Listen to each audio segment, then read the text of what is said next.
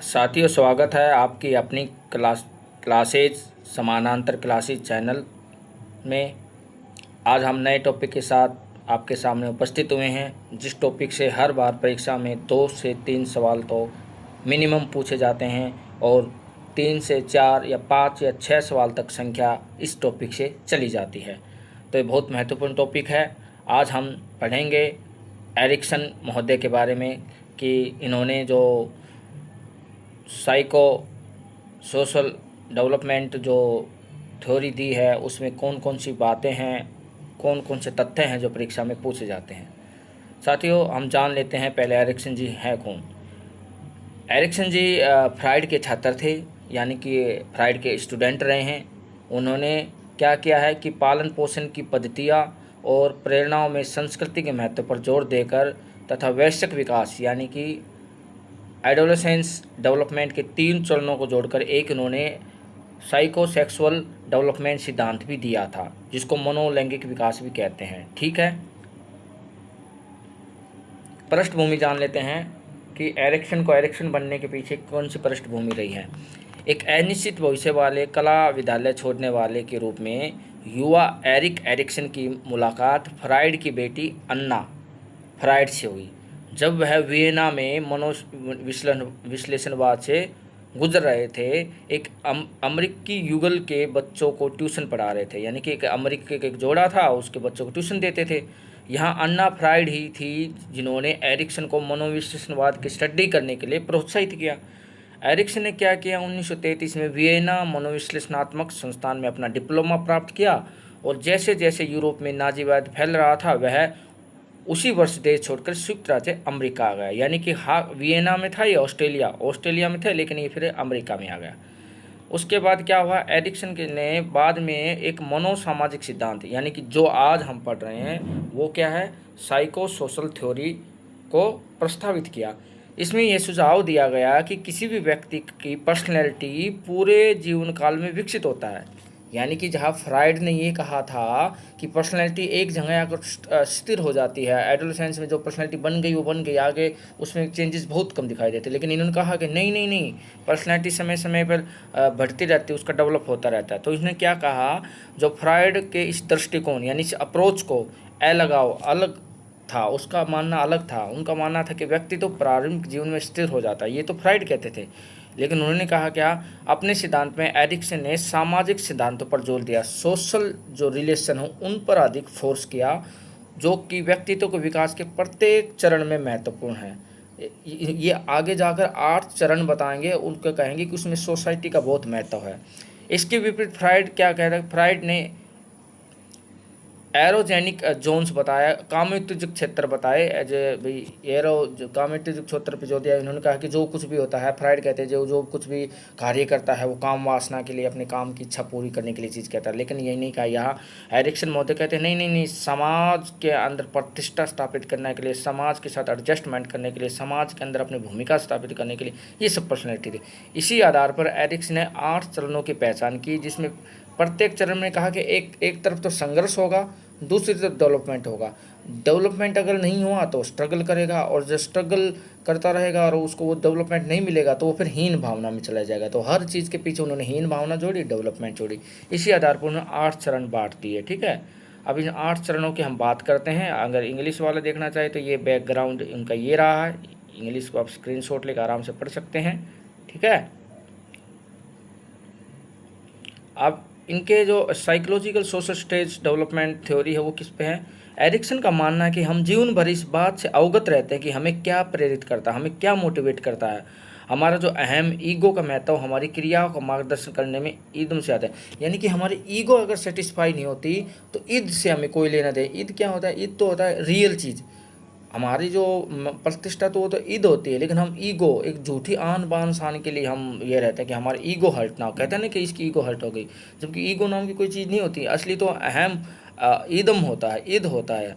हम जीवन में सचेत विकल्प चुनते हैं, ये और ये विकल्प पूरी तरह से जैविक आवश्यकता के बजाय, हमारी बायोलॉजिकल नीड से बजाय सामाजिक और सांस्कृतिक आवश्यकता को पूरा करना पड़े, यानी कि हमारा खाना हमें मिले या ना मिले, जैविक जरूरत है हमारे, खाना, काम वासना, ये चीज़ें मिले या ना मिले, लेकिन हम अगर सोसाइटी में, हमारी कल्चर में अगर हमारी प्रतिष्ठा नहीं हुई है, अगर हम अपने आप को समाज के अनुसार, कल्चर के अनुसार नहीं ढाल पा रहे तो एडजस्टमेंट नहीं कर पाएंगे। ये एरिक्सन का कहना।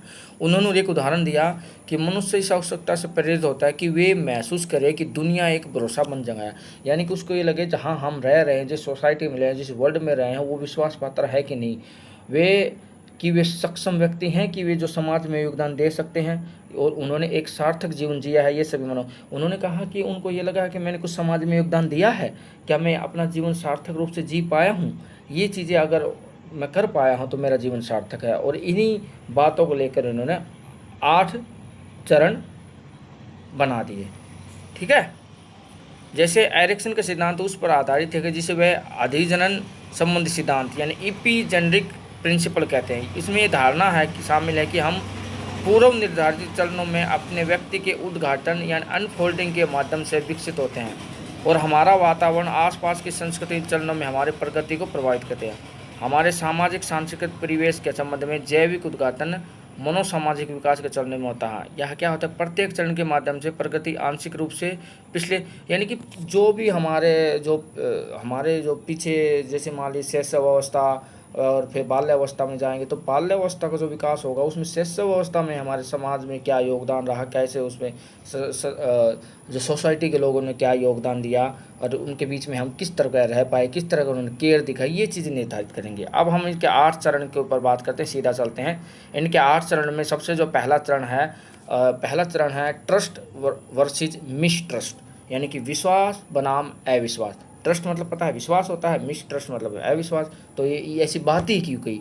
मैंने कहा जब भी कोई भी चीज़ को पढ़ा, अपने आप को ये माना करो कि एरिक्सन महोदय ने अगर 8 चरणों की बात की तो अलग अलग उम्र की ही बात कर रहा होगा ना। अब इसमें यह कि ट्रस्ट की बात कब आएगी कि बच्चा, आप हाथ करते हैं तो बच्चा कहता है अरे मेरे पास क्यों नहीं आ रहा, कह रहा है तुम पर विश्वास नहीं कर रहा हो, तुम्हें पहचानता नहीं है।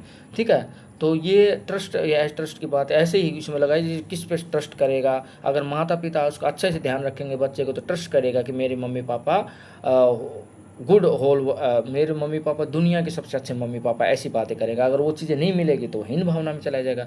तो ट्रस्ट मिसट्रस्ट में क्या है, जन्म से लेकर 12 महीने की उम्र तक, यानी कि जन्म से लेकर 12 महीने की चीज़, यानी कि यहाँ पर गर्भ अवस्था में कुछ चीज़ें नहीं हो रही, जन्म के बाद ही हो रहा जो भी कुछ आया। तो ट्रस्ट मिसट्रस्ट एज में क्या होता है, होप, इसमें होप भी होती है। जन्म से लेकर 12 महीने तक उम्र तक शिशु को ये सीखना चाहिए कि वयस्कों पर भरोसा किया जा सकता है। यह तब होता है जब वयस्क बच्चे के जीवित रहने की बुनियादी जरूरत, यानी कि बच्चा, तुमको पता है कि 12 महीने तक 12 महीने तक 1 वर्ष तक दूसरे पे डिपेंड करता है, खाना पीना नहाना धोना सब उस पर डिपेंड करता है। अगर वो अच्छे से सर्वाइव कर पा रहा है, अच्छे से सहयोग दिया, तो उसको लगेगा कि मैं सही जगह आ गया, तो उसका सकारात्मक परिणाम भी निकलेगा, उसको ये लगेगा हाँ कि मैं दुनिया में सुरक्षित हूँ। नकारात्मक ये, अगर उसका अच्छे से ध्यान नहीं रखेंगे तो वो भय से ग्रसित हो जाएगा और उसके अंदर अविश्वास की भावना आ जाएगी, तो इसका नकारात्मक परिणाम निकल सकता है। ठीक है, अब दूसरा है बढ़ चढ़कर काम करना बनाम अपराध बोध। बढ़ चढ़कर बनाना, इनिशिएटिव लेगा वो, ठीक है, और उसमें अगर इनिशिएटिव ले रहा, अगर इनिशिएटिव अच्छे से नहीं होए तो उसमें अपराध बोध आ जाएगा। ये कब होता है, अब 1 साल का तो बच्चा, 2 साल का बच्चा ले नहीं पाएगा, 3 और 6 साल का बच्चा कुछ सोचने लग जाता है, वे सामाजिक मेलजोल और खेल के माध्यम से गतिविधियाँ करना शुरू कर देता है, दुनिया पर अपने नियंत्रण रखने में सक्षम होने की कोशिश करता है। एरिक्सन के अकॉर्डिंग कि प्री स्कूल के बच्चों को बढ़ चढ़कर काम करना बनाम अपराध बोध के कार्य को हल करना होता है। दूसरे के साथ बातचीत करते हैं, अपना प्लान बनाते हैं, गोल सेट करते हैं। ठीक है, प्री स्कूल के बच्चे इस कार्य में महारत हासिल कर सकते हैं। बढ़ चढ़कर काम करना यानी इनिशिएटिव, जो महत्वाकांक्षा और जिम्मेदारी की भावना है वो उनमें पैदा हो जाती है। जब माता पिता बच्चों की सीमाओं के भीतर खोज करने की अनुमति देते हैं तो फिर बच्चे के चयन का समर्थन करते हैं। यानी कि यहाँ अगर बच्चे आज़ादी दे, वो क्या खेलना चाहता है, किस तरफ जाना चाहता है, पढ़ना चाहता है या खेलना चाहता है, तो उसकी आज़ादी दे, उस पर कुछ चीज़ थोपे ना कि तुमने यही करना है। अगर वो थोपेंगे तो उसके अंदर अपराध बोध आ जाएगा, क्योंकि कहीं ना कहीं उनको लगेगा कि मेरी जो आज़ादी है उसका हनन हो रहा है। ठीक है, यानी कि अभी जो इंग्लिश में बोले तो ऑटोनॉमी सेम विल टॉलरेंस हो जाएगी 1 से 3 साल के बच्चे में। ठीक है, ऑटोनॉमी छीनती हुई नजर आएगी। तो 2 हमने देख लिया। पहला हमने कौन सा देखा है साथियों, पहले विश्वास बनाम अविश्वास देखा है, दूसरा बढ़ चढ़कर काम करना बनाम अपराध बोध, बढ़ चढ़ को आप इनिशिएटिव अंग्रेजी में याद कर लीजिए तो और अच्छा रहेगा। अब हम कितने हो गए हैं, यानी कि इनिशिएटिव यानी गिल्ट, ये वही चीज़ें हैं जो बताया था मैंने, इनिशिएटिव्स एंड गिल्ट। ठीक है, इनिशिएटिव्स बनाओ, इनिशिएटिव को मतलब इनिशिएटिव यानी नई नई चीज़ बढ़ चढ़ कर भावना, गिल्ट यानी कि हीन भावना। एक प्रकार जब बच्चे प्री स्कूल में वही चीज़ें हैं, मैंने अभी इसको समझाया है। तो चौथा है वो है उद्योग बनाम हीनता। उद्योग बनाम हीनता यानी कि क्षमता। प्राथमिक विद्यालय अवस्था में 7 से 12 वर्ष की आयु का बच्चा, इसको हम उद्योग को हम अंग्रेजी में ज़्यादा प्रेफर मुझे लगता है, उसको अंग्रेजी में याद रखो, इंडस्ट्री वर्सेस इन्फोरेटी। इन्फोरेटी यानी इंडस्ट्री में क्या होता है, मजदूर लोग काम करते हैं ज़्यादातर, तो मेहनत का काम होता है। और इन्फोरेटी क्या होता है, अगर वो मेहनत नहीं कर पाएगा, वो जिस तरफ जा रहा है, तो उसको क्या होगी, उसकी हीनता भावना आएगी। तो इसमें क्या है कि बच्चे ये देखने के लिए अपने साथियों के साथ अपने तुलना शुरू करते हैं। इसमें ये कहते हैं कि मैं जो काम कर रहा हूँ, जो पढ़ाई कर रहा हूँ, मेरा जो शारीरिक स्ट्रक्चर है, क्या मैं दूसरे के बराबर हूँ, तो इसमें तुलना कर लिया जाता है। तो कंपैरेटिव चीज़ें इसमें यहाँ पर आ जाती है, इसमें कंपैरेटिव चीज़ें आ जाती है। दूसरे से अगर वो किसी प्रकार खेल में कमज़ोर है तो भी अपने को हीन समझने लग जाएगा। वे या तो अपने स्कूल कार्य, खेल, सामाजिक गतिविधि या पारिवारिक जीवन से गर्व करते हैं, उपलब्धि मिल जीते गर्व करते हैं, अगर उपलब्धि नहीं मिलेगी तो उनको हीन भावना आ जाएगी। ठीक है, इसको बोलते हैं इंडस्ट्री एंड इन्फोरिटी कम्पिटनेस। कम्पिटनेस नाम ही क्यों पड़ा, 7 से 12 वर्ष की उम्र में, 7 से 12 वर्ष की उम्र में हम सोचने लग जाते हैं कि मैं इससे आगे जाऊं, मैं मॉनिटर बनूं, अगर मैं कमज़ोर हूं, मैं मैथ के टीचर ने आज इसकी तारीफ़ की तो कल मेरी हो, मैं नए से नए सवाल निकालूं। ठीक है, ये चीज़ें 7 से 12 वर्ष की उम्र का बच्चा फेस करता है। अब अगली जो आइडेंटिटी है, पांचवा जो आता है, पहचान बनाम भूमिका, यानी कि identity and role confusion. Identity क्या होता है, जब जब हम अब 7 से 12 वर्ष के बच्चे तो नहीं रहे, अब 12 से 18 वर्ष के, 12 और 18 साल में जो एज होती है, हर कोई हीरो बनना चाहता है, कोई लड़के के सामने तो कोई टीचर के सामने, कोई माँ बाप के सामने। 12 और 18 वर्ष की उम्र ही ऐसी होती है कि हर कोई चाहता है कि मुझे नोटिस किया है। तो इसमें क्या कहता है, आइडेंटिटी करता है कि मैं क्या बनूंगा, कैसा दिखूं, मैं सलमान खान जैसा, अमिताभ बच्चन जैसा दिखूं, गोविंदा जैसा दिखाऊं, या मैं शहीद भगत सिंह जैसा दिखूं, सुभाष चंद्र बोस जैसा दिखूं। ये चीज़ें आ जाती है कि मैं बनूं तो क्या बनूं, इंजीनियर बनूं, डॉक्टर बनूं, ये चीज़ें पहचान की बात आ जाती है। अगर वो उस चीज़ को नहीं कर पाता तो वो कन्फ्यूज़ हो जाएगा। ठीक है, और कन्फ्यूज़ हो जाएगा तो उसके अंदर हमेशा वो हीन भावना आएगी। तो इसको हम पढ़ लेते हैं। तो 12 से 18 वर्ष की उम्र में चीज़ आती है आइडेंटिटी रोल कन्फ्यूजन की। ठीक है, बच्चे पहचान बनाम भूमिका भ्रम के कार्य का सामना करते हैं। एरिक्सन के अनुसार एक किशोर का मुख्य कार्य स्वयं की भावना, सेंस ऑफ सेल्फ विकसित करना है। किशोर इस तरह के सवालों से जूझते हैं, मैं कौन हूँ, ठीक है, और मैं अपने जीवन में क्या करना चाहता हूँ। ऐसे सवाल 12 से 18 वर्ष की उम्र के बीच में, मैं कौन हूँ और मैं क्या करना चाहता हूँ। इस प्रक्रिया में अधिकांश किशोर ही देखने के लिए कई अलग अलग व्यक्ति को आजमाते हैं कि कौन उन पर फिट बैठता है। वे विभिन्न भूमिका और विचारों का पता लगाते हैं और अपने गोल निर्धारित करते हैं और अपने वैश्विक स्वयं की खोज का प्रयास करते हैं। जो किशोर इस चरण में सफल हो जाते हैं उसकी पहचान एक मजबूत भावना बन जाती है, और जो असफल हो जाते हैं उनके अंदर उदासीनता आ जाती है। ठीक है, तो जब किशोर उदासीन होते हैं तो जानबूझकर पहचान की तलाश नहीं करते या भविष्य के लिए माता पिता के विचारों के अनुरूप होने के लिए दबाव महसूस करते हैं, तो वे स्वयं ही कमज़ोर भावना विकसित करते हैं। यानी कि उनसे जो बड़ा है, अगर उनके ऊपर दबाव डालते हैं कि अगर माँ बाप कहते हैं तुम्हें इंजीनियर बनना है, लेकिन वो इंजीनियर में फिट नहीं बैठ रहा है, तो वो चीज़ें उनके अंदर हीन भावना आते हैं और वो अपनी भूमिका को नहीं समझ पाते, मुझे क्या बनना है। अगला हम 18 साल से अब थोड़े से हम और बड़े हो गए, यहाँ 20 साल से लेकर 40 साल की उम्र में आ गए तो 20 से 40 के बीच में हमें शादी भी करनी होती है। हमारी लाइफ में कोई दूसरा प्रवेश कर जाता है तो उसमें इंटीमेसी आती है, आत्मीयता से प्रेम यहाँ आता है। लेकिन अगर वो चीज़ें हमें, अगर हमारा विवाह संबंध अच्छा नहीं होता है, या हम किसी जहाँ हम ऑफिस में काम करते हैं, नए लोगों से जुड़ते हैं, तो अगर वो हमारे साथ आत्मीयता का भाव नहीं रखते हैं तो हम आइसोलेट कर लेते हैं अपने आप को। ठीक है, इस उम्र में हम अपने आप को आइसोलेट कर लेते हैं। ठीक है, तो इसमें क्या होता है, प्रारंभिक वयस्कता 20 के दशक तक 40 तक चलती है। इसमें लोग आत्मीयता बनाम अलगाव समझे, किशोरावस्था में स्वयं की भावना, सेल्फ चीज़ें ये होती हैं। इसमें क्या होता है, युवा वयस्कों को दूसरों के साथ सफल संबंध विकसित करने, बनाए रखने में परेशानी हो सकती है। एरिक्सन ने कहा कि सफल आत्मीय संबंध विकसित करने से पहले हमारे पास स्वयं की एक मजबूत भावना हो जाए। अगर हमारे खुद इमोशन अच्छे हैं, मजबूत है, तभी हम बॉन्डिंग दूसरे से बैठा सकते हैं। अगर बॉन्डिंग अच्छी बढ़ती है तो उसका सकारात्मक स्वभाव, सेल्फ कॉन्फिडेंस आता है। ठीक है, अगर नई चीज़ होता है तो हम फिर एडजस्टमेंट नहीं कर पाते, हमारे अंदर ही भावना विकसित।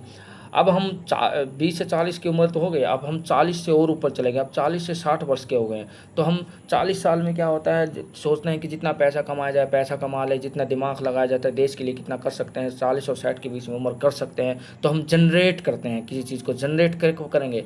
40 और 60 के बीच में जनरेट करना शुरू करेंगे। तो जनरेट को मतलब बनने, जनरेट यानी प्रोडक्ट यानी कि उत्पादकता, और यानी स्टेगनेशन, या स्थिरता, या ठहर जाएंगे या तो कुछ जनरेट करेंगे। तो इसमें क्या है, जब लोग अपने 40 के दशक में पहुंचते हैं तो वे उस समय में प्रवेश करते हैं जिसमें मध्यावस्था, मिडल एडल्टहुड एज होती है, जो कि 60 वर्ष के दशक के रूप में मध्य तक फैले। इसमें क्या होती है, या तो जनरेटिविटी आती है, स्टेगनेशन आता है। उत्पादकता, इसमें क्या करता है, जीवन का कार्य खोजता है, या स्वयं सेवा या वॉलंटियल चीज़ें करने लगा, चलेगा, किसी की सेवा करेगा, ठीक है, कैंप लगाएगा, प्लांटेशन करेगा, या गरीबों के राहत सीवर सिस्टम लगाएगा, ठीक है, या फिर रिसर्च कार्य करेगा। ये इस उम्र में कुछ चीज़ें करना शुरू कर देगा, ठीक है, उसमें सफल हो जाता है तो ठीक है, वरना फिर स्टेगनेशन आ जाती है, उसके अंदर ठहर जाता है। और जो लोग इस कार्य में सफल नहीं होते वे स्थिरता स्टेगनेशन का अनुभव करते हैं और महसूस कर सकते हैं कि दुनिया पर एक सार्थक तरीके से कोई छाप नहीं छोड़ा। उनको लगता है कि जो आपने उम्र 40-60 मैंने तो गवा दी, मैं उसके लिए कुछ नहीं कर पाया, और वे दूसरों के साथ कम जुड़ाव महसूस करते हैं कि उनको लगता है, और आत्म सुधार में उनको कम रुचि होती है। अब वो उनको लग रहा है नहीं अब कुछ नहीं हो सकता, 60 वर्ष तो बीत गए, अब क्या करेंगे। फिर 60 वर्ष के बाद भी एक उम्र आएगी, वो उससे भी और ख़तरनाक है। उसमें क्या है, इंटीग्रिटी वर्सेस डिसअपियर विजडम, यानी कि इंटीग्रिटी क्या होती है, अखंडता। कहते हैं ना इंटीग्रेट कंट्री, हमारी इंटीग्रिटी बनी रहे हम, तो बोलते अखंडता बनी रहे, वर्सेस डिसअपियर विजडम। विजडम मतलब विवेक, यानी कि एक उम्र ऐसी आती है जिसमें विजडम, विवेक ही खो जाएगा, या तो अखंडता रहेगी या अखंडता रहेगी, जो चीज़ पर कायम रहेगा। इसमें क्या होता है, इस दशक में 60 के दशक से लेकर जीवन के अंत तक हम विकास की उस अवधि में होते हैं जिसे उत्तर वयस्कता, लेट अडल्टहुड के नाम से जाना जाता है। इस स्टेप में क्या होता है, एरिक्सन का कार्य अखंडता बनाम निराशा कहलाता है। उन्होंने कहा कि लेटर अडल्ट एज में लोग अपने जीवन स्तर पर विचार करते हैं और या तो वह संतुष्टि या विफलता का महसूस करते हैं। यानी कि इससे समझ लो, आपने पढ़ाई की और आपने नेट, जेआरएफ, एस्टेट या यूपीटेट, रीट जो भी आपने निकाला, और आपको जॉब मिल गई, डीएसएस भी में लग गए, एनवीएस केवीएस में लग गए, और उसके बाद जब आप बुढ़ापे में बैठेंगे और अपने रूम में बैठक में बैठे होंगे तो आपको लगेगा कि हाँ उस समय मैंने मेहनत की तो आज अच्छे से अपना जीवन व्यतीत कर रहा हूँ। लेकिन आपको लगेगा कि अब हम रील्स देख रहे हैं यूट्यूब में या इंस्टा पर अपना समय बर्बाद कर रहे हैं, तो उस समय जब आप अपने बैठक में अपने परिवार के साथ बैठे होंगे तो ये लगेगा कि काश मैं उस समय पढ़ लिया था। तो वह इस बात पर ध्यान केंद्रित करते हैं कि क्या हो सकता था, क्या होना चाहिए था और क्या कर सकते थे, और ये कड़वाहट, अगर ये चीज़ें नहीं होती तो हम डिप्रेशन में चले जाते हैं, ठीक है, ये सब की बात। अब यहाँ तक तो सब टीचर अच्छे से पढ़ा जाते हैं। अब आगे थोड़ा सा मेरे पीडीएफ में ऐड ऑन किया है कि इसकी जो इन्होंने एरिक्सन महोदय ने जो थ्योरी दी है, तो इसकी क्या हमारे एजुकेशनल में क्या इसकी ताकत है, क्या इसकी कमजोरी है, क्या वीकनेस है इसकी थ्योरी की, ठीक है। तो इसकी वीकनेस क्या जान लेते हैं। एरिक्सन ने 8 चरण जीवन काल के भावनात्मक और सामाजिक विकास पर चर्चा के लिए एक नींव बनाते हैं। इसमें देखा, इस सिद्धांत की आलोचना की हुई है। इस सिद्धांत की आलोचना ये हुई कि एरिक्सन के सिद्धांत की आलोचना इसलिए की गई है क्योंकि यह चरणों पर बहुत अधिक है। 8 चरण में बांट दिया खामखाई, ऐसा भी कह सकता था 2 या 3 चरण में बना सकते, सबसे बड़ा तो 8 चरणों में बांटना। और ये मान लेता कि एक चरण का पूरा होना विकास के अगले संकट के लिए आवश्यक है। यानी कि एक चरण पूरा हो गया तो उसके लिए है ना, उनको लगता है कि हीन भावना, उसका दूसरा पक्ष यही होगा ही होगा। कोई ज़रूरी नहीं, कई लोग कामयाब नहीं हो पाते तो कई दूसरी जगह देख लेते हैं, वो निराश नहीं होते। डिप्रेशन में जाना कोई ज़रूरी भी नहीं होता, हर कोई नहीं जाता, कई मजबूत लोग भी होते हैं।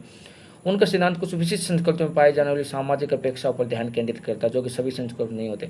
यानी कि उनका कहना है कि एक बच्चा है वो सोचेगा कि मैं ये बनना चाहता हूँ, इंजीनियर बनना चाहता हूँ, डॉक्टर बनना चाहता है, लेकिन ऐसा थोड़ी है कि हो सकता है कोई हीरो का लड़का है तो अपना उसको ऑटोमेटिक पता है कि मेरे पापा हीरो तो मैं भी एक्टिंग में कर जा सकता हूँ।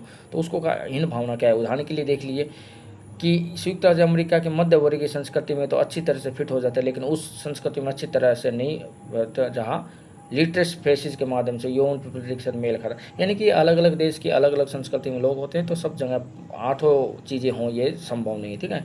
अब इसका योगदान क्या है, कुल मिलाकर एरिक्सन का विचार विकास पूरे जीवन काल तक जारी महत्वपूर्ण है। उनको मानना ये है कि उन्होंने कहा कि कुल मिलाकर इनका ये योगदान है कि एरिक्सन का विचार कि विकास पूरे जीवन काल तक जारी रहता है, बिल्कुल ठीक है, यह ठहरता नहीं है, विकास होता रहता है। ये महत्वपूर्ण पॉइंट है इसका, और इसमें बहुत मान्यता भी मिली है। फ्रायड के सिद्धांत की तरह इसकी की आलोचना की गई है, क्योंकि यह महिलाओं की तुलना में पुरुषों पर अधिक ये ज़्यादातर इनकी भी कमी रही कि जो भी चीज़ बताया कि पुरुष अधिक है, पुरुषवाद पर ज़्यादा अधिक है। ठीक है। अब ये बताइए, देखो, नौकरी और सफलता महिला हार ज़रूरी नहीं है कि भाई महिला एक गृहिणी बन के भी काम करती है तो क्या वो हीन भावना में चली जाएगी। ठीक है, तो ये चीज़ें उस पर सफल नहीं होती। ठीक है साथियों, आई होप आपको ये कक्षा अच्छी लगेगी, और प्लीज़ अगर आपको कक्षा अच्छी लगती तो लाइक शेयर सब्सक्राइब करना ना भूलें, और बेल आइकन ज़रूर दबा लें। जब भी आपको हम नई वीडियो डालें तो तुरंत आपके पास पहुंच जाए और आप उस वीडियो का लाभ प्राप्त कर सकें। और आशा करता हूँ कि आपका दिन शुभ हो और आप सभी स्वस्थ रहें।